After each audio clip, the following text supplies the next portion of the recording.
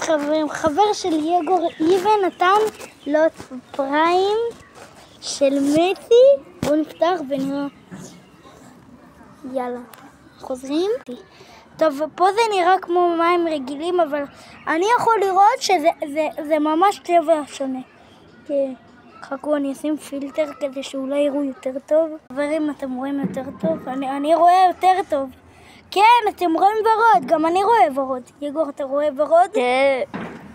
זה פריים מסי שהוא ממש חדש, רק היום מצאנו אותו. וואלה, כן, אתם יודעים משהו? ליד בית ספר ה', אוקיי? יגור גם בחש. אז אם אתם לא יודעים, אנחנו מגלים איפה יש את הפריים, ויש שם גם פריים של תפוח ירוק, זה כמו אלפאבה, נכון? כן. ויש שם את הספיד. כן, יש שם את הספיד. פעם הבאה, אם יהיה לי כסף, אני אחסוך ונקנה את הספיד. וחברים, זה טיפה יקר, תגיד להם. זה ממש יקר. כל הפריים יקרים. הם עולים 18 ואתם לא יודעים מה. בילת, הם עולים 40 שקל. 40 שקל על פריים. אחת.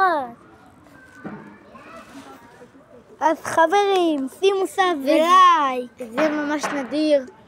ברצלונה היא הכי גרועה שתדעו. ריאל מדריד הכי טוב. מסי.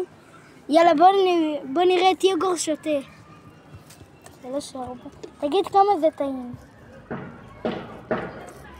כמה טעים? הכי טעים בעולם. כמה אתה מדרג את זה מ-1 עד 10? אתה יכול גם 1,000. אם אתה רוצה. מיליון. מיליון, הגזים. חברים, שימו סאב ולייק.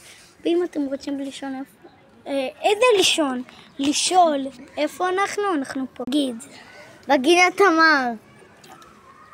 אוקיי. אז תעשה ככה, ואז נגמר הסרטון. מוכן? 3-4. תעשה ככה. 6-4.